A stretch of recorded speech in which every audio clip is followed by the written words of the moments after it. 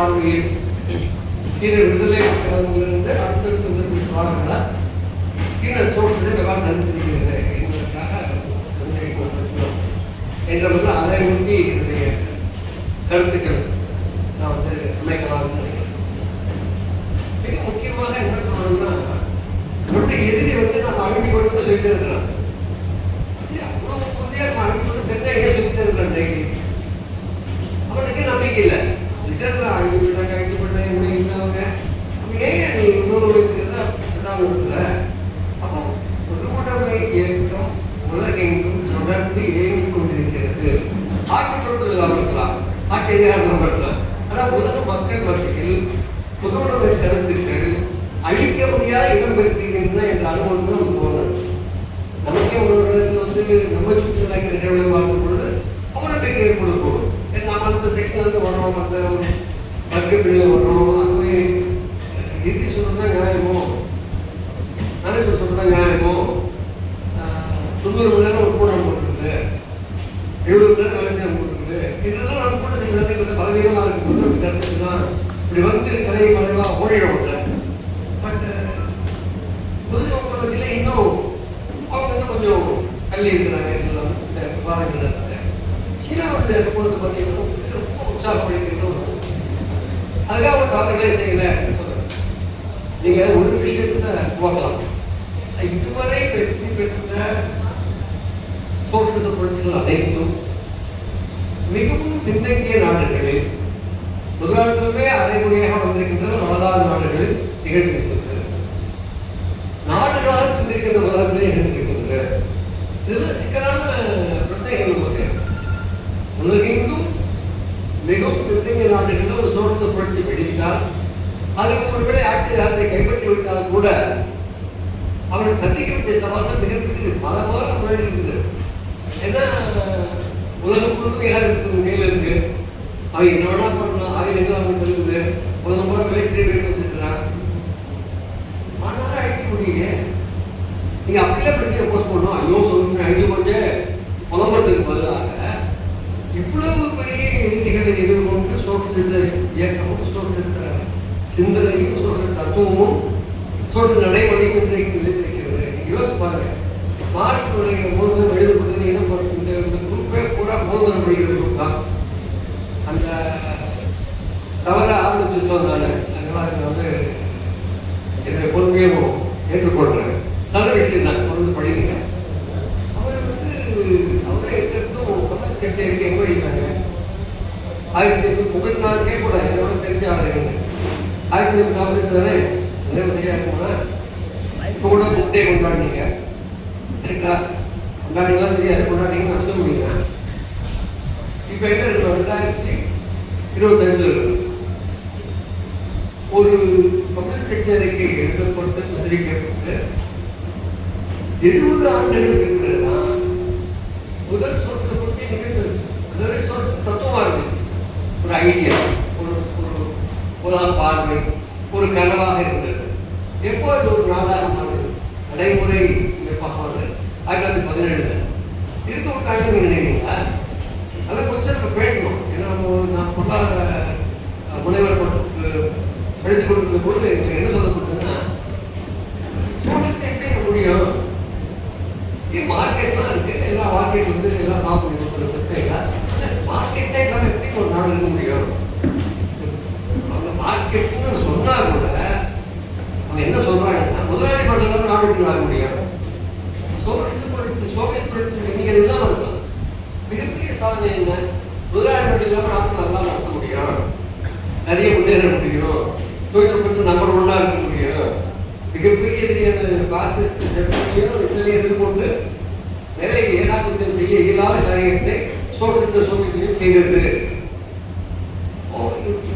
Socialism செயல்படுமா செயல்படாதா சாத்தியமா இல்லையா முடிஞ்சு போச்சு. செயல்படும், நல்ல சாதனைகளை நிகழ்த்தும், பெரிய தொழில்நுட்ப முன்னேற்றத்தை ஏற்படுத்த நீங்க எல்லாம் தொழில்நுட்பத்தில் அவருக்கு 1950களில் விண்வெளிக்கு முதலில் சென்று சோவியத் தெரியாது, தெரிஞ்சுக்க வாய்ப்பு நிறைய பேர். அப்படி ஒவ்வொரு துறையிலும் எந்த துறையில் அவங்க என்ன பண்ணாங்க? ஆயுத உற்பத்தியில் அவங்க முதல்ல போறாங்க.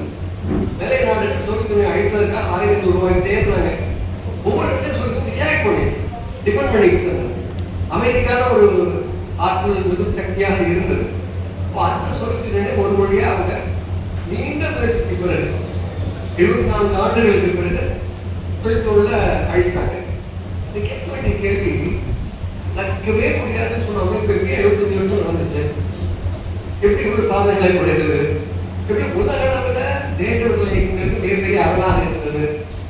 இதே மக்கள் சின்னத்தில் பேசிட்டோம், மக்கள் சின்னத்தின் வளர்ச்சிக்கு எவ்வளவு பெரிய அரணாக சோவியத் யூனியன் இருந்தது.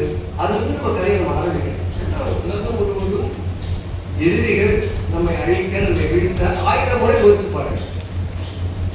ஒவ்வொரு முறையும் அவங்க வெற்றி பெற மாதிரி தோணும். ஆனால் இது அமைக்க முடியாத போதும் தொடர்ந்து மறைச்சிக்கிட்டே இருக்கும் கூட. ஆனால் மக்கள் சின்ன நாட்டுக்கு டாக்டர் கிடைக்காத மற்றவரையும் பார்க்க முடியல. மீண்டும் மீண்டும் எழுப்பும் இயக்கம். இந்தியாவிலே சில மாநிலங்களில் நம்ம வீட்டை பற்றினோம், அதில் போயிட்டோம் காணாப்பட்டோம் அர்த்தம் மீண்டும் எழுவும். அப்போ அந்த ஒரு பார்வை வந்து ஒரு நீண்ட கால பார்வையோடு அந்த இயக்கத்தை புரிஞ்சுக்கணும். இன்னைக்கு குறிப்பாக நம்ம வந்து மக்கள் சின்னத்தினுடைய சாதனைகளை பற்றி 2 தோழர்கள் விரிவாக பேசியிருக்கிறாங்க. ஒருத்தர் வறுமை கேட்டாரு. அது பிறகு அருண் பேசுறதுக்கு வெளியே வந்து சீன ஜனநாயகத்தை பற்றி சில கருத்துக்களை சீனாவுடைய துவக்கத்தை புரட்சிகர சீனாவுடைய துவக்கத்தை அது 49க்கு முன்னாடி என்ன நிகழ்ந்தது, 49க்கு பிறகு என்ன நிகழ்ந்தது சுருக்கமாக நம்ம ஓரிரு வாக்கியங்கள் தான் நடந்தது.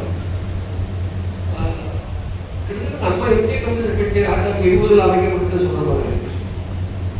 அதே நேரத்தில் 1921ஆம் ஆண்டு சீன கம்யூனிஸ்ட் கட்சி கொண்டு அதுக்கு பிறகு சீனா அப்படிங்கிறது ஒரு அரையடிமை அரைகாந்தி அடிமையாக இருக்கு. சர்வதேச கம்யூனிஸ்ட் கட்சியுடைய வழிகாட்டுதல் சீன கம்யூனிஸ்ட் இயக்கம் முன்னேறு சில மாற்று கருத்துக்களில் கூட பல்வாக முன்வைத்து முன்னேறு. நீங்க உண்மையிலேயே ஒரு கம்யூனிஸ்ட் அனுபவத்துக்கு தெரிஞ்சீங்கன்னா முன்னூறு மாவோ சைனா படிக்கிறோம், வியட்நாம் கோச்சிங் படிக்கிறோம். மிக முக்கியமான நமக்கு பொருத்தமான மிக முக்கியமான அனுபவம் இருக்குது. ஐரோப்பிய நாடுகளிலிருந்து சற்று வேறுபட்டு ஒரு குறிப்பிட்ட சூழலில் அவங்க வெற்றிகரமான ஸ்போர்ட்ஸ் அமைப்பு. சோவியத் அனுபவம் மிக முக்கியமானது. அதுவும் மிகப்பெரிய ஒரு சாதனை தான். ஆழ்காலம் வந்திருக்கிறதுல இயக்கமே நடக்கும் கேள்விப்பட்டதுனால அதெல்லாம் தகர்த்து சோவியத் புரட்சி அக்டோபர் புரட்சி வெற்றி பெற்ற 6 மாதங்கள் 1918 ஜூனுக்குள்ளாக 14 இனத்து நாடுகள் 14 ஒன்றுகள் அன்றைய ரஷ்ய சோசியலிஸ்ட் ரஷ்யாவுக்குள்ள படையெடுத்தாங்க. 2-3 ஆண்டுகள் அந்த படைகளை தோற்கடிக்கவே சோவியத் புரட்சி தன்னுடைய கவனத்தை செலுத்த வேண்டியது முறியடிச்சாங்க. 21 தான் அவங்க வந்து இந்த புரட்சி எதிர்ப்பு படைகளை கூட வேண்டி எடுத்து வேலை நாட்டினுடைய தலையீட்டை இல்லாமல் செய்து சோற்று நிர்மாணத்துக்கு வருவதற்கு முன்பாக இந்த 3 ஆண்டுகளில் ஏற்பட்ட சிதைவையெல்லாம் சரி பெற்ற ஒரு குறுகிய காலம் அவங்க வந்து அரசு தொழிலாளர்களுக்கு கையில், ஆனால் பொருளாதாரம் வந்து பல வகையான ஆட்கள் செயல்படலாம், முதலாளி மக்கள் உட்பட செயல்படலாம் என்ற ஒரு புதிய பொருளாதார கொள்கையை அவங்க பின்பற்ற வேண்டிய அவசியம் அவங்களுக்கு ஏற்படுது. 24 ஸ்டாலின் மறைவு 24 தெரியும். அதுக்கு பேர் உட்கட்சி போராட்டம் ஸ்டாலின் தலைமை என்பது 25 நடந்தது. அடுத்து 28ஆம் ஆண்டு அன்றைய சோவியத் அன்றைய ரஷ்ய பகுதி ரஷ்ய பகுதியினுடைய உற்பத்தி இருந்தது. அடுத்து 13ஆம் ஆண்டு என்னவா இருந்ததோ அது அடையுது. ஒரு புரட்சி எதிர்ப்புரட்சியோட ஒரு பெரிய 3 ஆண்டுகள் உள்நாட்டு யுத்தம், உட்கட்சி போராட்டங்கள், திட்டமிடலை நோக்கி நகர்கின்றது. சோவியத் யூனியன் 1928ஆம் வருஷம் ரஷ்ய பகுதி என்பது 1913 இருந்தோ அங்கதான் இருந்தது. ஆனால் 12 ஆண்டுகளில் 1940 நீங்க வரும்போது உலகின் 2ஆம் தொழில்மை நாடாக யுஎஸ்எஸ்ஆர் இருக்கிறது. அமெரிக்காவுக்கு எவ்வளவு பெரிய இருந்திருக்கும், அதை ஒழிச்சுக்கிட்டு அமெரிக்கா என்னெல்லாம் பண்ணியிருக்கோம். நீங்க என்னெல்லாம் பண்ணிருக்கோம் பட்டியலே பண்ணணும். நம்ம அதோட தொழில் கொடுக்க மாட்டோம். எல்லா வகையிலும் அதுக்கு எதிராக ராணுவ முஸ்லீம்களை மேற்கொண்டு தொடர்ந்து அச்சுறுத்துவோம். ஏற்றுமதிக்கான வாய்ப்புகளை ஒழிப்போம். இப்படி எல்லா வளர்ச்சிக்கான வாய்ப்புகளை பூரா அடைத்து சோவியத் சோழத்தை சோக் பண்ணிடலாம், மூச்சு மூட்டியை செத்து போயிடும். இதுதான் அவங்க கனவு இருந்தாங்க. அதை தகர்த்து சோவியத் முன்னேறியது. அது முன்னேறதுல இந்த படுவார்களையும் காப்பாற்றிச்சு. எந்த படுவார்கள் சோவியத் அழிக்கணும்னு சொன்னாங்க, அவங்க அழிக்கணும் ஹிட்லருக்கு முன்னாடி அவங்களே சோவியத் சோழத்தை காப்பாற்றிச்சு. இதெல்லாம் சுதந்திர மாட்டாங்க, இதெல்லாம் பேசவே மாட்டாங்க. இப்படி இதெல்லாம் செய்து தான் சோவியத் வந்திருக்கிறது என்பதை நம்ம வந்து பதிவு பண்ணணும். நம்ம பேசுறதா யாரும் பேசுவாங்க. கட்சி காலத்துல என்ன சொல்லப்பட்டிருக்கு, சோழத்தை பேசுங்க, சோழத்தை மாற்று என்பதை அழுத்தமா சொல்லுங்க. அதனால இந்த கிளைய நான் வாழ்க்கை பண்ணிக்கிறேன். ஒரு முக்கியமான தலைப்புல இந்த சோழசிசம் தான் மாற்று என்ற நம்பிக்கையை ஏற்படுத்தக்கூடிய, அறிவியல் பூர்வமாக ஏற்படுத்தக்கூடிய ஒரு முயற்சியாக இந்த கூட்டத்தில் பார்த்தேன்.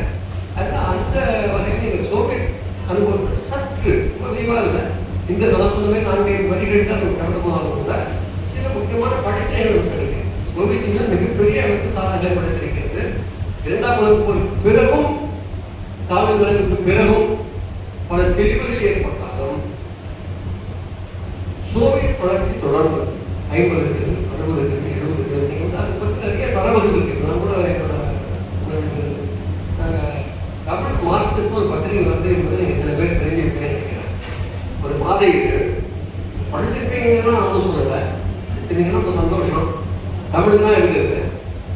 கடைக்கு எழுத உங்கள் மொபைல் ஃபோன்லேயே ஒரு ஆப் இருக்கு, மார்க்சிஸ்ட் ரீடர் ஆப்னு இருக்கு. அது வந்து எழுத நீங்கள் போய் கூகுள் பிளே ஸ்டோர் இப்போ சிக்கல் இருக்குன்னு சொன்னாங்க, கூகுள் ஆப் ஸ்டோரில் போய் ஃப்ரீ டவுன்லோட். தெரியுமா எல்லாருக்கும்? எவ்வளோ பேர் தமிழ் மார்க்சிஸ்ட் படிக்கிறீங்க? ஒரு இதுதான் படிச்சிருக்கீங்க. தமிழ் மார்க்சிஸ்ட் என்ற மாதிரிகள் ஒன்றாவது படித்தவர்கள் பேச போங்க, பேச பாருங்க. உங்களால் ஐயப்படாத என்னுடைய கட்டுரைகளே அது வந்து இதை பற்றி எல்லாம். அதனால போய் தலை ட்ரெஸ்ல போட்டுட்டு தான் சீரியல் உங்களுக்கு படிக்க சொல்லுங்க. படிக்க போய் இது நாங்கள் எழுதுறோம், இது நேரம் எடுத்துக்கிறோம். இப்போ லெனின் இருக்காரு, அவர் கிட்டத்தட்ட 20 முகம் கொடுக்காம எங்கள் வேலை பண்ணிட்டு இருக்காரு. மாவட்ட வேலையும் பண்ணுறாரு. கடைசி நேரம் கொடுத்து அவர் கொண்டு வரணும். நீங்கள் கட்டுரைகளை ரெடி பண்ணி கொடுப்பா பேசுகிறேன் சொல்லி நான் என் கூட 11 மணிக்கு கடைசி வருவார். சரி முடிஞ்சு 11 மணிக்கு நான் ஃபோன் பண்ணுவேன். இல்லை நீங்கள் சரியாக மாற்றுவேன், இல்லை பார்த்துக்கிறேன். இப்படி ஒரு டெடிக்கேட்டட் காம்பரேட்டோட முயற்சி தான் வந்துட்டு இருக்குது. படிக்காம போட்டீங்கன்னா ஞானம் யாருக்கு நாங்கள் எழுதுறோம்? சரியா நீங்கள் பண்ணுறது? நீங்கள் மட்டும் சரி நினைக்கிறீங்களா? கரெக்டா? சொல்லுங்க. ஓகே, மாஸ்டர் படிக்க வேண்டாம், முடிவு பண்ணுவோமா? சொல்லுங்கப்பா, நான் வாத்தியார் கேட்குறேன், சொல்லுங்க. மாஸ்டர் படிக்க வேண்டாமா? படிக்கணுமா வேண்டாமா? படிக்க வேண்டும். வேண்டாங்கிற கொண்டு மார்க்சிஸ்ட் படிக்கணும்னு எவ்வளோ பேர் நினைக்கிறீங்க? கேட்குங்க, இது பெட்டர். அப்படி முடியாது. சரி, படிக்கணும், ஆனால் முடியறது இல்லை. அது என்ன பண்ண முடியும்? இவ்வளோ பெரிய பண்ண முடியும், முடியறது இல்லை. அப்படி போயிடலாமா? தயவு செய்து படிங்க. வேலை விலைக்கிட்டு பல உழைப்பு இருக்கு. அதுல இந்த சோவியத் புரட்சியை பற்றி பல கட்டுரைகள் நானே எழுதுகிறேன், மற்றவர்கள் எழுதுகிறாங்க. ஒன்று படிங்க, ஒன்று படிங்க. படிச்சீங்கன்னா அந்த பேக்ரவுண்ட் கூட நீங்கள் எவ்வளோ ஈஸியாக எடுத்து கொடுத்துருக்கோம். இல்லை நீங்கள் ஒன்றா தேடிட்டு போகணும் தரவில்லை.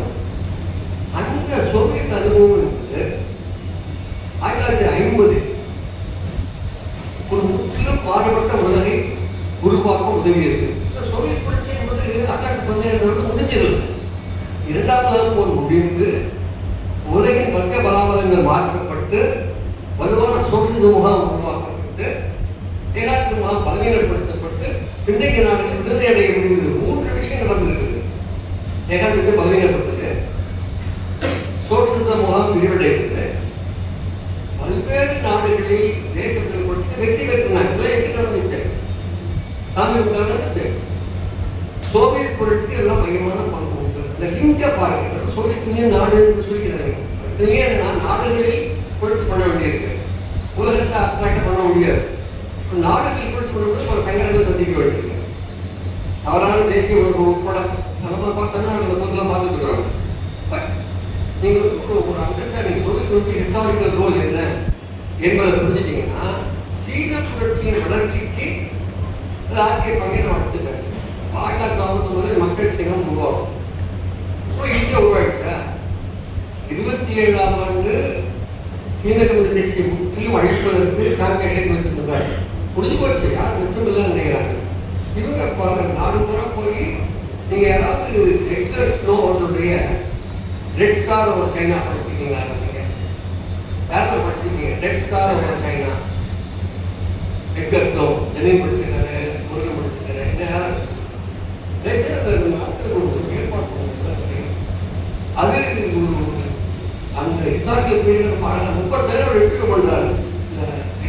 அமெரிக்க ஆத்தர் அந்த மலை துவாரங்கள்ல குகைகள் இருக்கிறாங்க. ஒரு 30 ஆண்டு காலம் நீண்ட பயணம் செய்துதான் சீன கம்யூனிஸ்ட் கட்சி இவருடைய சாங்கியேஷனுடைய படைகளை தோற்கடித்தது. அவங்க கடலோடு போய் தைவானுக்கு விட்டாங்க. மெயின்லேருந்து அவங்க சுத்தமாக எவ்வளோ செல்வாக்கு மிகப்பெரிய சாதனை.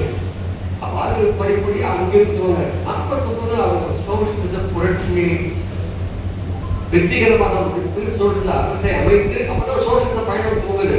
சோசியலிச ஆட்சி அமைந்தோடு சோசியலிசம் பண்ண முடியல.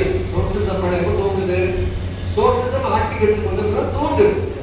எல்லாம் அவங்க என்ன கொண்டு இருக்கு முதலாளி எப்படி போகிறோம். எல்லா புரட்சிகளும் பிள்ளைகளால் நிகழ்ந்துருக்கு. கவனிங்க. அப்போ 49 எங்க ஆட்சி வந்தோம். முதல்ல என்ன பண்ணாங்க? நம்ம நாட்டில் இன்று வரை செய்யப்படாத ஒன்றாக இருக்கிறது. நில குவியலை தகர்த்தார். நாடு முழுவதும் 20 இருந்த நிலக்குவியலை தகர்த்து கிராமப்புறங்களை ஜனநாயகப்படுத்தினாங்க. நம்மளோட நடந்துச்சாரு. தமிழ்நாட்டில் ஒரு எழுதிகளுக்கு புத்தகங்கள் தினப்புத்தம் நீண்ட கதை. இந்த கதை புத்தக தலைப்பு தினப்புத்தம் நீண்ட கதை. நாங்கள் மார்க்சிஸ்ட் தான் சொல்லியிருக்கோம். அது தலைப்பு நல்லா டைப்பு தான். ஆனால் கதையெல்லாம் கொண்டு இருக்குது. புத்தக விவசாயிகள் பாதுகாப்பு பெரும் போராட்டத்துக்கு பிறகு இந்துஸ்தியில் வந்துருச்சா? தமிழ்நாட்டில், இந்தியாவில் வந்துருச்சா, பீகாரில் வந்துருச்சா? எவ்வளவு நாடு பூரா வந்து நிலங்கள் புதுசாக கொண்டு இருக்கு. அது எவ்வளவு கொடுமை பார்த்தா நீங்கள் கிராமங்களில் நிலமற்றவர்களுடைய வாழ்க்கை நிலையை பார்த்தீங்கன்னா அவங்க புரிஞ்சுக்கலாம். சில ஜனநாயக நிலைகளை போட்டிருக்கலாம், போக்குவரத்து வந்துருக்கலாம். அடுத்த சில மக்கள் சமூகத்தில் முழுமையாக நிலப்பரப்பின் அதிகாரத்தை தகர்த்த முழு நிலச்சி திருத்தம் நடந்தது. கிராமங்கள் ஜனநாயகப்படுத்தப்பட்டன. ஜனநாயகம் வந்துச்சு. ஜனநாயகமே இல்லாத நமக்கு ஜனநாயகத்தை போச்சுட்டு இருக்காங்க. மக்கள் சேர்ந்து ஜனநாயகம் குறைக்கிறது. கிராம மக்களுக்கு நிலம் கிடைக்கிறது, வாழ்வு கிடைக்கிறது. அவங்க பின்னாடி கூப்பிட்டு வராங்க. கிராமப்புறங்களில் சொல்றத வளர்ச்சியை கிடைக்கிறது. பல கஷ்டங்கள் சந்திக்கிறது. இதை முன்னணிகமாக மக்கள் கொடுத்தாங்க. இந்தியா, சீனா போன்ற நாடுகளில் உலகம் முழுவதுமே வேளாண்மை தொழில்நுட்ப இயற்கை சித்தர்களுக்கு உட்பட்டாங்க. ஒருவர் சங்காரத்தில் தொடர்ந்து வறட்சி ஏற்பட்டு சீனாவுக்கு பெரிய நெருக்கடி, ஹைட்ரோஜன் விற்க முடியல, சந்திப்பு. அது சில தவறுகளையே அந்த சீனா தலைமை செய்தது. கிரேட் லீப் ஃபார்வர்டு பெரிய சில தவறுகள் நிகழ்வு. அதை கரெக்ட் பண்ணிட்டாங்க. அவங்க கரெக்ட் பண்ணிக்கிட்டு மறுபடியும் 62 மனசு ரெசியூம் ஆகுது. பிறகு கலாச்சார புரட்சி வரும்போது சில பின்னடைவுகள் ஏற்படுது, குழப்பங்கள் இருக்குது. டெய்லியுமே வந்து நீங்கள் வந்து பிளாக் அண்ட் ஒயிட்டாக பார்க்க முடியாது. கலாச்சார புரட்சிக்கு சில விஷயங்கள் பாசிட்டிவ் பார்க்கலாம், பல விஷயங்கள் நெகட்டிவாக இருக்குது. அதையும் தாண்டி மக்கள் சில சர்வே வருது. இதெல்லாம் என்ன காரணம்? 50களில் 60களில் ஒரு வலுவான சோர்ஸ் முகாம் இருந்தது. அதன் தலைமையில் சோவியத் ஒன்றியம் இருந்தது. அது ஒரு அரணாக அமைந்தது சீன புரட்சி தொடர்ச்சி. ஆனால் என்ன பெரிய ஒரு பிள்ளைன்னா சீன சோவியத் உறவுகளை விரிசல் நாடுகளாக இருக்குல்ல. அதான் கஷ்டமே. ஒரு பக்கம் மருத்துவமாக பேசலாம், பக்கம் நாடுகளாக வாழணும். அப்போ எதை பிரச்சனை கொண்டு வந்து அந்த பிரச்சனை சீனாவும் வியட்நாமும் சரி பண்ணிட்டாங்க. சோவியத் யூனியன் சரி பண்ணிட்டாங்க. முன்னாள் சோவியத் யூனியன் ரஷ்யா வந்து கிட்டத்தட்ட ரஷ்யா வச்சாலும் கட்னாவில் இருக்கிறாங்க. ஆனால் ரஷ்யா கேபிட்டலுக்கு சைனா சோசியலிஸ்ட் ஆனால் அவங்க இருக்கு. வேறு வழி இல்லை. இந்த உலகத்தில் கேபிட்டலிஸ்டோடு தமிழ்நாட்டில் அந்த கஷ்டத்தான் பண்ணிட்டு இருக்கோம். அவங்களால உடம்பாட வேண்டியிருக்கு. அப்போ எதார்த்தமாக அந்த பக்கம் இருந்தாலும் நீங்கள் என்ன பார்த்துருக்கீங்கன்னா 60களில் 70களில் மக்கள் சீனத்தை தொடர்ந்து முன்னெடுத்து செல்வதற்கு சோவியத் அரண் என்பது பயன்படுத்தது. அந்த ஒரு தொடர்ச்சி இருக்கு. இன்னொரு உலகம் வந்துச்சு, இன்னொரு உலகம் வந்துச்சு. ஒரு இணைப்பும் தொடர்ச்சியும் இருக்கிறது. சோவியத் நூல்களை, சோவியத் கட்சியின் ஆவணங்களை, அனுபவங்களை மாவோ தொடர்ந்து படுகிறார். 30களில் அந்த கோயில்கள் வாழக்கூடிய இடத்துல மாவோ 4 அற்புதமான கட்டளை எழுதார். போரேசன் திருவாரூர் படிங்க, கஷ்டப்பட்டு படிங்க. ஒத்து ரீடிங்.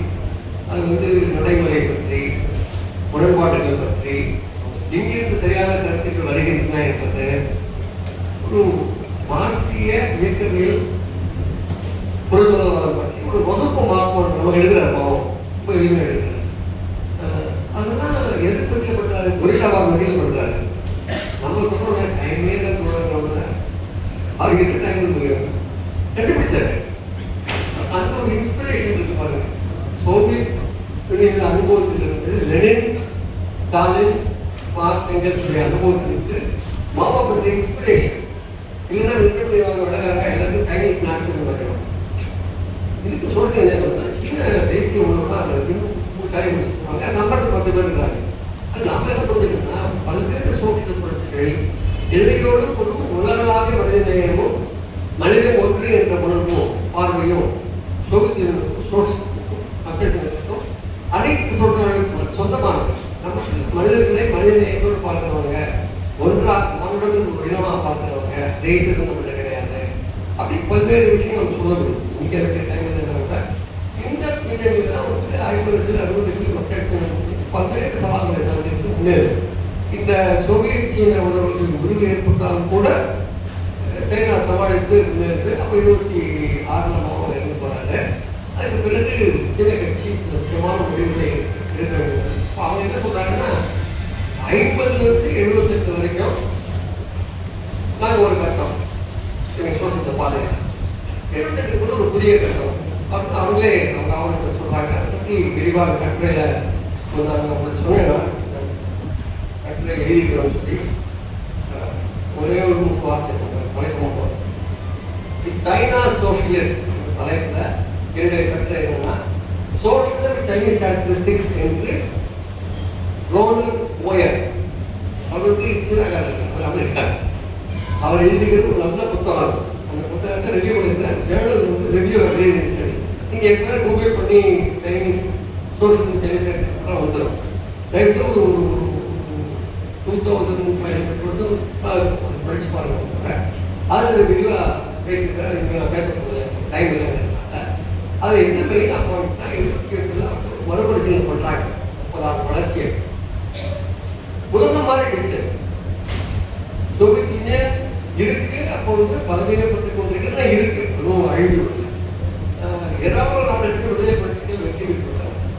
சீனாவுக்கு சீன கம்யூனிஸ்ட் கட்சியில் ஏராளமான விவாதங்கள், பிரச்சனைகள், முரண்பாடுகள் மேலும் வந்து சீனாவை சோசியலிச பாதை மீட்க வேண்டும் என்ற ஒரு சவாலை அந்த தலைமை சந்திக்கும். 78ஆம் ஆண்டு மத்திய கல்வி தீனம் முக்கியமானது. அப்போதான் டென்சாவின் முன்னுக்கு வராது. என்ன இருந்தவர் தான்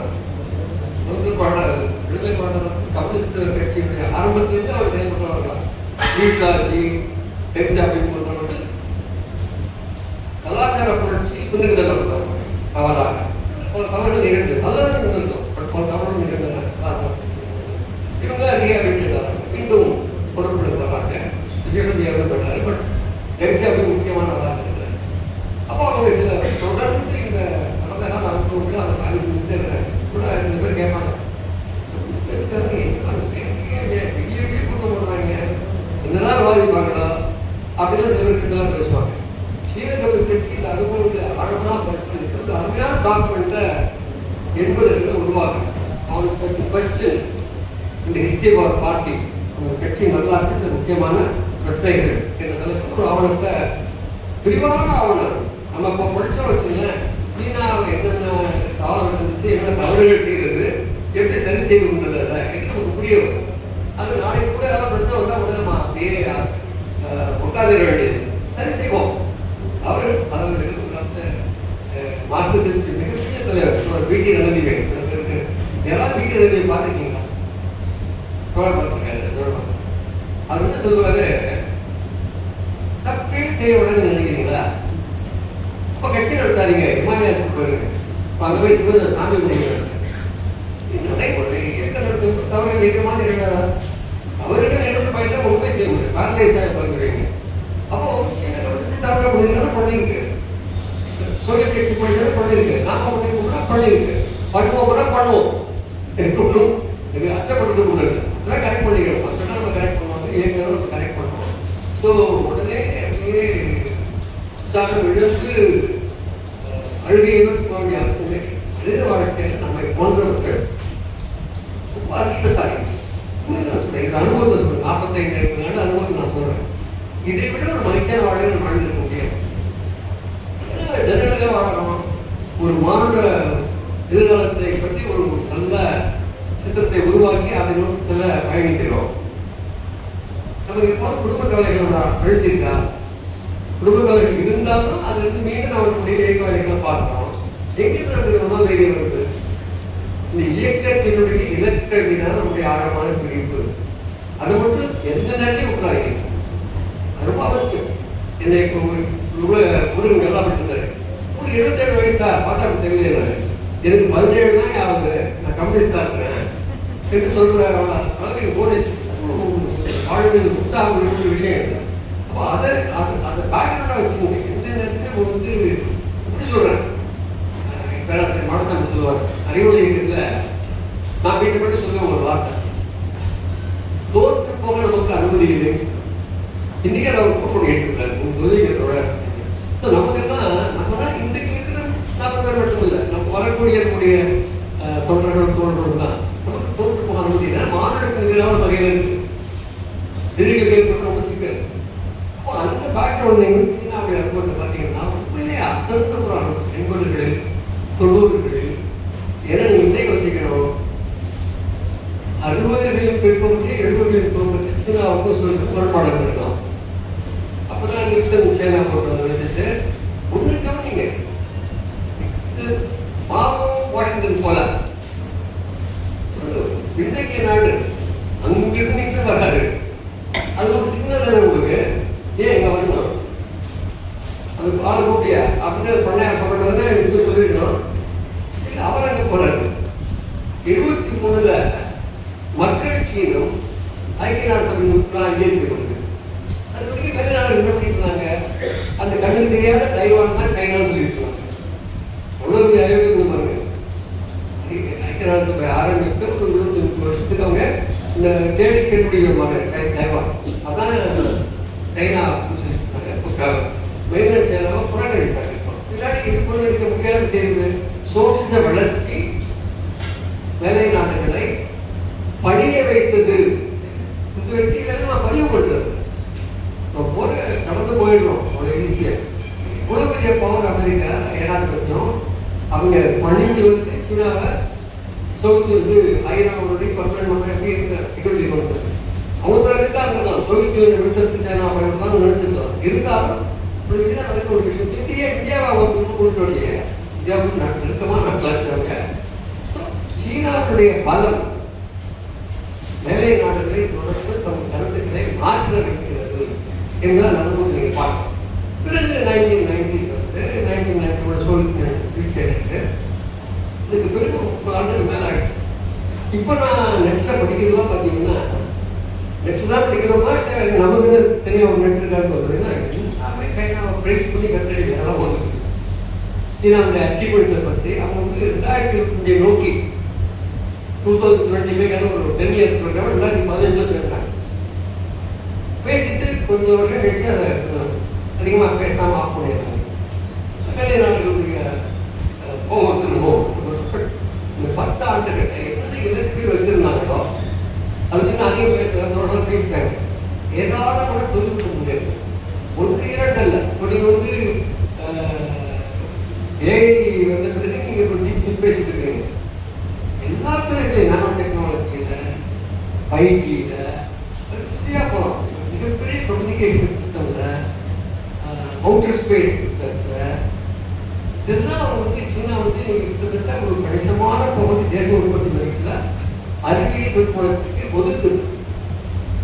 கோவிடை அவங்க எப்படி எதிர்கொண்டாங்க? சைனாக்காரன் தான் கோவிட் கொண்டு தான் இவங்க பேசிட்டு இருக்காங்க. முட்டாள் பசங்க கல்யாணம் அதுலேயும் அவங்க கண்டுக்கவே இல்லை. தொடர்ந்து சயின்டிஃபிக்காக கோவிட் எப்படி டீல் பண்ணுறோம் இந்த வேலை பண்ணிக்கிட்டே இருந்தாங்க. கோவிட் பீரியடில் மினிமம் லாஸ் ஆஃப் லைஃப் அது அதை ஒட்டிதான் சோசியல் கியூபாவும் வியட்நாமும் பெரிய சாதனை வச்சாங்க. பட் இது ஒவ்வொரு மாநில நெருக்கடியும் சோழத்தின் மேன்மை வெளிப்படுது. அதில் மூன்றாக பேச மாட்டேங்க. நம்மளும் கடந்து போயிருக்கோம். இங்கே இருக்கிற சந்தையே ஒரு மெயினாக இருக்கிறதுனால இதெல்லாம் அப்படி வந்துட்டு போயிடுது. நிறைய மறந்து போயிடுது. பட் நீங்கள் வீட்டுக்கு வந்து ஜனங்கள் சொல்ல வேண்டியது பட்டாங்க எல்லாரும் வந்து அவங்க அழிக்க முற்பட்ட போது அவங்க பண்ணிடுறாங்க. சமமான வளர்ச்சி ஏற்பட்டிருக்குது. இந்த சீனாவுடைய வளர்ச்சி என்று பேசும்போது நிறைய வீடியோ வச்சிருந்தாங்க. யோசிச்சு எதுக்கு கேட்டால் முடியாதுன்னா அருள் கொடுத்துட்டாரு, ஹெல்த்துக்கு போகிற மக்கள் சில இடத்துல கொடுத்துட்டாரு. ஒரே ஒன்று மட்டும் நான் ஷேர் பண்ணலாம். அதாவது 2025 கால் நூற்றாண்டு இல்லையா 2000 சைனாவுடைய ஜிடிபி எவ்வளோ இருந்துச்சு? இன்னும் ஆச்சரியப்படுவீங்க. எவ்வளோ இருந்துச்சு? $950 per capita. நல்லா ஜிடிபி பெருசாக ஒன்றும் பெரியணும் அது சாப்பிட மட்டும் ஒன்றும் இல்லை. இது ஜிடிபி ஒரு மெஷர். வேற மெஷர்ஸ் இருக்கு. நாட்டினுடைய மொத்த உற்பத்தியின் சந்தை மதிப்பு தான் ஜிடிபி என்பது. ஒரு குறிப்பிட்ட பரப்பளவில் நிகழும் அனைத்து பொருளாதார நடவடிக்கைகளையும் கணக்கில் போட்டு அதனுடைய ஒரு ஆண்டிற்கான பண மதிப்பு எவ்வளவு, annual value output over a given territory and over a particular period of time, ஒரு flow rate per unit of time. அது ஒரு நம்பர். அது GDP so much per year. அந்த கணக்குனா எல்லாம் ஒரு 1000 ஒரு அக்கௌண்டிங்ஸ் அது போடுறாங்க. ஒரு கம்பேரபிலிட்டி இருக்கும். ஒப்பிட்டு பார்க்க முடியும். அது நீங்கள் பார்த்தீங்கன்னா 2000 சைனா 950, இந்தியா இருக்கிறது 450, வியட்நாம் 435.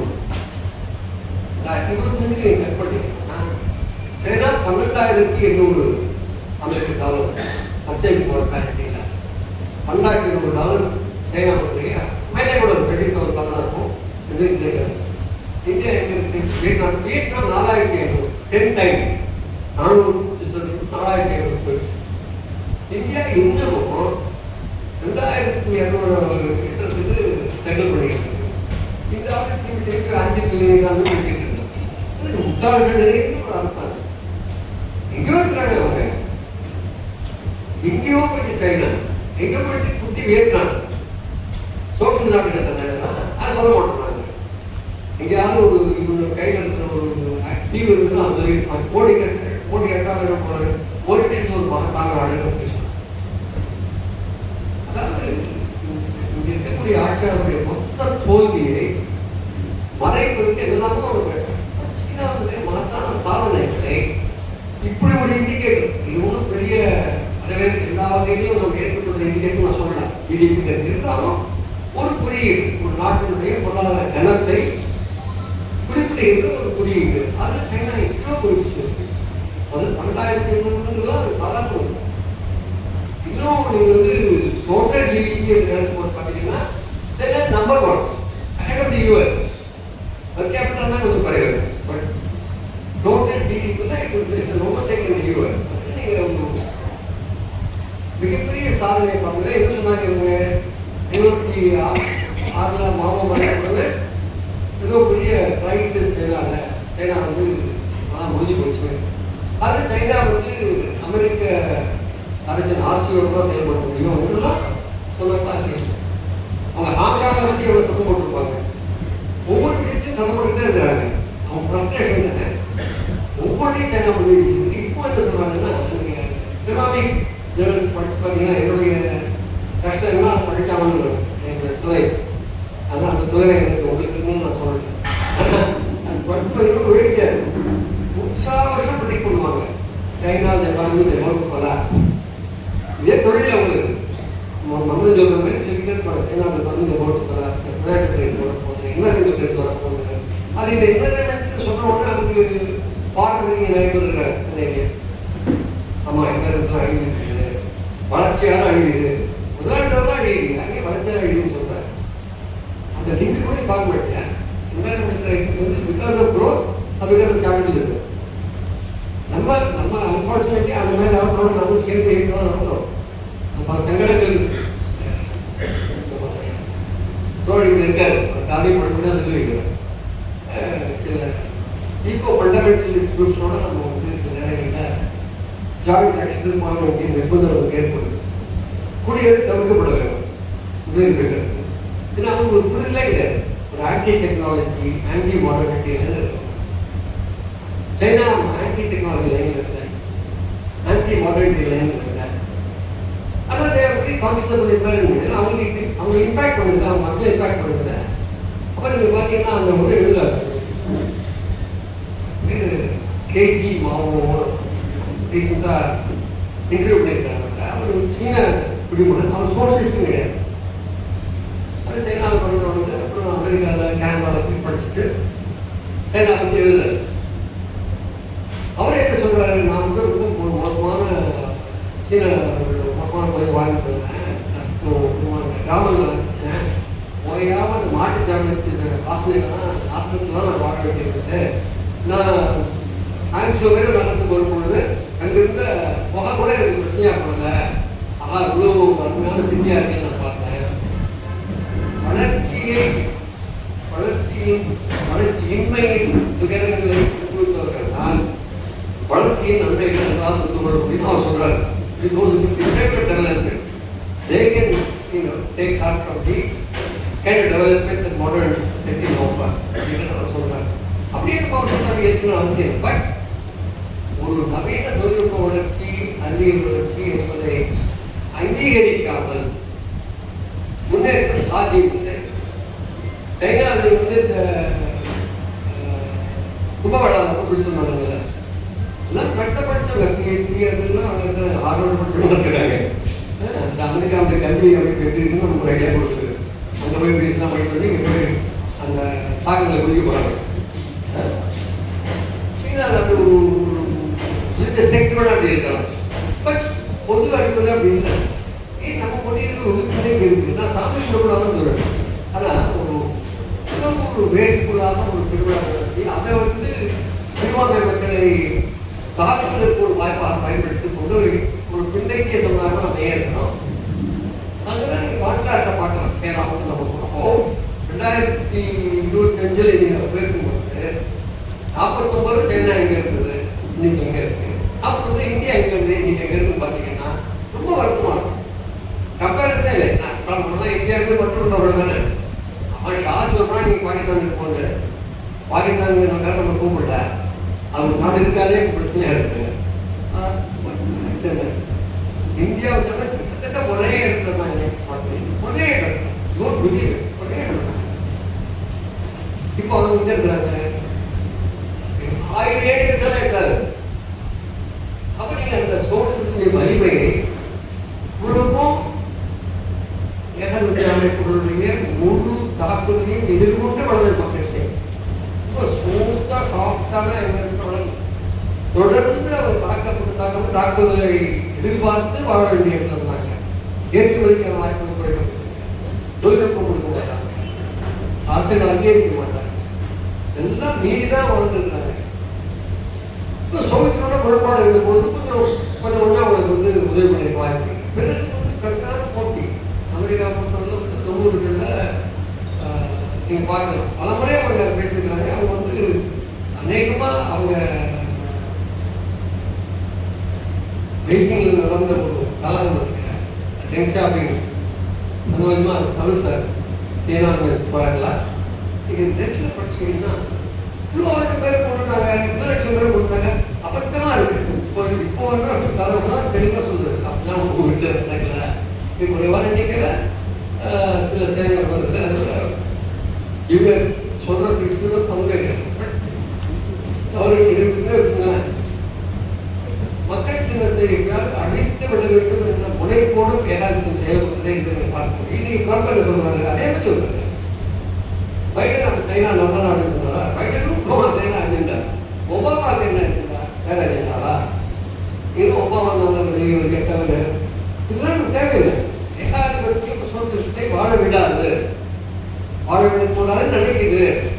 ஆனால் அது வெற்றி பெற போகிறதில்ல, மற்றெல்லாம் வெற்றி பெறும். இதில் ஒரு பாயிண்ட் நான் வெற்றின்னு சொன்னதை வெளியிட்டு அதாவது நான் 2 முறை சைனாவுக்கு போகிற வாய்ப்பு எனக்கு. ஒன்று 2005, 2வது 2015. 2005 போகும்போது சீன கம்யூனிஸ்ட் கட்சி எங்களை கூப்பிட்டு பார்ட்டிக்கு தான் எங்களை போக சொன்னாங்க. அப்போ வந்து ரூரல் டெவலப்மெண்ட் என்பதை பற்றி படிச்சுக்குவாங்க. அவங்க தான் அதான் அண்டர்ஸ்டாண்ட். நாங்கள் சில கிராமங்கள் இருக்கோம். எங்கன்னா ஒரு சைனா வந்து இப்போ பேசும்போது சொன்னாங்க கிழக்கு பகுதி வந்து வேகமாக வந்துருக்கு. பட் மேற்கு பகுதியில் இப்போ நான் ஷியான்னு போனோம். அங்கே வந்து பார்த்தீங்கன்னா ஒரு வெஸ்டர்ன் சைடில் பிந்தைய மலைப்பகுதி, பிந்தைய பகுதி அப்படின்னு தான் சொல்லப்படுது. அங்கே போய் நாங்கள் உணவு பார்த்துருக்கோம். அங்கே விவசாயிகள் வீட்டில் இருப்பாங்க.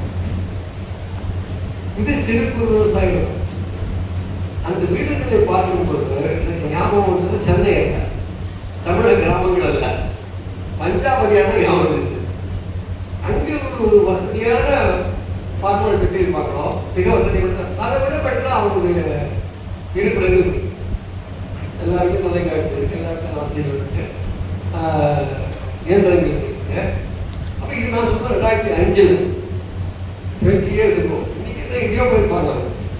2015 நான் போகும்போது அதை இன்னொன்று பார்த்தேன். 2005 போகும்போது விவசாயத்தை வந்து எங்களால் கொஞ்சம் பெட்டராக தக்க வைக்க முடிஞ்சிருக்கு பார்க்கும்போது பார்த்தா அந்த ஊர் நாங்கள் தங்கி ஊருக்கு போகிறோம். வெஜிடபிள்ஸுக்கு ஒரு கமிஷனர் இருக்காங்க. நிறையா விவசாயம் உற்பத்தி பண்ணுறாங்க. அது விற்பனை பண்ணும்போது விளைச்சல் ஏற்படக்கூடாது, அதுக்கு உத்தரவாதப்படுத்துங்கிற உறுதிப்படுத்துறதுக்கு ஒரு commissioner for vegetables and fruits இருக்காரு. நம்முடைய ஒரு இன்னி வரைக்கும் நம்முடைய ஆதாரமான அரிசி கோதுமை விலையை கூட நம்மளால விவசாயிகளால் வந்து சட்டமாக ஆக்க வேண்டிய சாமிநாதன் கமிஷனுடைய ரூல்படி மொத்த உற்பத்தி செலவு ப்ளஸ் 50% வந்து நிறைய கட்டிட்டு இருக்கிறாங்க. பிரைவேட் பக்கம் பில்லெல்லாம் கொடுத்துருக்குறாங்க. இந்த மோடி அரசாங்கம் ஆட்சி கொடுத்து ப்ராமிஸ் பண்ணாங்க, நாங்கள் ஒரு நாள் கொடுத்துருவோம். கிடையாது. ஒரு தொழிலையே அழிக்கிறதுக்காக ஒரு சட்டம் போட்டாங்க. விவசாயிகளை மனசார போட்டதான் புதுதில் போயிடுச்சு. ஆனால் இன்னைக்கு அதே சட்டத்தை, மோசமான சட்டத்தை எப்படி கொண்டு முயற்சி பண்ணுறாங்கன்னா மார்க்கெட்டிங் என்ற கையில் கொடுக்குறாங்க. பேசிக் மார்க்கெட்டிங் பற்றி ஒரு சட்டம் கொண்ட மாதிரி கொடுக்குறாங்க. அப்போ தொடர்ந்து விவசாயிகளை புறக்கணிக்கின்ற நாடு, விவசாயிகள் நலனை புறக்கணிக்கிற நாடாக இந்திய அரசு. அவங்க வந்து டீட்டெயிலாக அவர் சொன்னாலே ஒரு ஊருக்கு போனோம், வீடு லிஸ்டிங் இருந்துச்சு, பவர் டிவிங் இருக்குது அப்படின்னு சொன்னாங்க. அதே மாதிரி சிஸ்டமேட்டிக்காக நாங்கள் போன இடத்துல அந்த கமிஷனர் கேட்டோம், என்ன கொஞ்சம் விவசாயிகள் கத்திரிக்காய் அந்த ஹைரோட்லேயே இருப்பாங்க, ட்ராஃபிக் போகிற ஹைரோட்லேயே கொஞ்சம் வச்சு வைப்பாங்க. பட் கவர்மெண்ட் என்ன பண்ணுறாங்கன்னா நஷ்டம் ஏற்படாமல் உத்தரவாதம் இருக்கு. அப்படி ஒரு எக்ஸாம்பிளுக்கு நான் சொல்கிறேன். அப்படி பல இதர விஷயங்கள் வந்து பள்ளிக்கூடம் அவங்களுக்கு இலவசமாக இருக்குது, ஹெல்த் கேர் இருக்குது. அதெல்லாம் கொஞ்சம் என்ன சில பலவீனங்கள் ஏற்பட்டுச்சு. ஒரு எல்லாத்துக்கும் சார்ஜ் பண்ணுறது என்ற ஒரு அணுகுமுறை இருந்துச்சு. பிறகு டிஜிஎம்கே காலத்தில் அதை கண்ட்ரோல் பண்ணியிருக்காங்க. கிட்டத்தட்ட மீண்டும் அரசுடைய பங்கு அது பிரதானமாக இருக்கிறத பார்க்கணும். கல்வியில், ஆரோக்கியத்தில், கட்டமைப்பில், தொழில்நுட்பத்தில், அறிவியல் நம்ம எல்லாத்தையுமே வந்து அரசுடைய பங்கு என்பது பிரதானமாக இருக்குது. அது சைனாவில் எல்லாமே அரசுடமையாக்கப்பட்ட அமைப்புகள் அல்ல. சீனாவோட இன்டர்நேஷனல் மல்டிநேஷனல் கம்பெனி இருக்கு. அந்த மாதிரி ரைட் இல்லை. இந்தியாவுக்கு தான் பாலிமர் யூனிவர்சிட்டி வரக்கூடாதுன்னு சொல்லுவோமா? இல்லை, நம்ம இப்போ சொன்னால் கொஞ்சம் பாதிப்பு அப்படின்னு சொல்லுங்க. அப்போ ஒரு டிரான்ஸ்மிஷனாக ஒரு தேவையாக இருக்கலாம். ஆனால் அவங்க வந்து நம்முடைய ஓவரால் பிளானிங் கூட இருந்து அவங்க செயல்படுறது சைனா கருத்தை அவங்க கட்டுப்படுத்துறது. அவங்களுக்கு சைனாவில் மிகப்பெரிய மார்க்கெட் இருக்கிறதுனாலையும் உலக மார்க்கெட்டே சைனாவில் உற்பத்திக்கு ஆக்சஸ் பண்ணுறதுனாலையும் அவங்களும் இணைந்து வேலை செய்கிறாங்க. நிலைக்காரர்கள் இப்போ அவங்க போன்ற நடவடிக்கைகளை சில அமெரிக்க பொருளாதார இருக்க வேண்டிய அவசியம் அவங்க ஏற்படும். சைனா அந்த ரொம்ப ஸ்ட்ராட்டஜிக்காக இருக்கிற விஷயங்களை பிளே பண்ணியிருக்காங்க. நீங்கள் ஒன்று புரிஞ்சுக்கணும், உலகம் பூரா சோர்ஸில் மாறாத சூழல்ல சோர்ஸுக்கு ஒரு சிறிய உலகளவில் ஒரு சிறிய பரப்பாளர் மட்டுமே இருக்கக்கூடிய அமைப்பாக இருக்கும்போது முதலாளித்துறை பொருள் மோத வேண்டிய தேவையே நமக்கு இருக்கு. அதோட சர்வை பண்ண வேண்டிய அவசியம் நமக்கு அந்த ஒரு பார்க்க முடியும், நம்ம பார்க்கலாம். நான் என்ன முக்கியமாக சொல்ல வந்தேன்னா, கல்வியோட நான் போன 2005 சரி 2015 வேற போய் போகிறோம். எனக்கு வந்து இண்டஸ்ட்ரியல் செக்டர் போகும். இந்த உள்ளாட்சி ஜனநாயகம் ஒரு தொழிற்சாலை அமைப்பதற்கு நிலம் பெறுவது உட்பட, அந்த நிலத்துக்கு ஏற்கனவே சமூகத்திற்கு விவசாயிகள் மாற்றி ஏற்படுவது உட்பட ஊருக்கு பேசப்பட்டு ஒரு தீர்ப்புடைய உணவுகள் இல்லாமல் நம்மளே என்ன சொல்றோம், லேண்ட் அக்விசிஷன்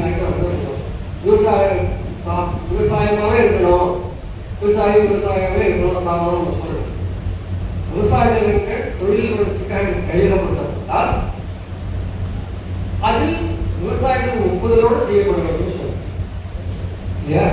அது ஊரே ஒப்புதல் தான் அவர் பண்றாங்க. ஒரு ப்ராக்டிக்கல் டெமோக்ரஸி என்று நம்ம அதை ஹைலைட் பண்ணுறோம். பல விஷயங்கள் இருக்கு.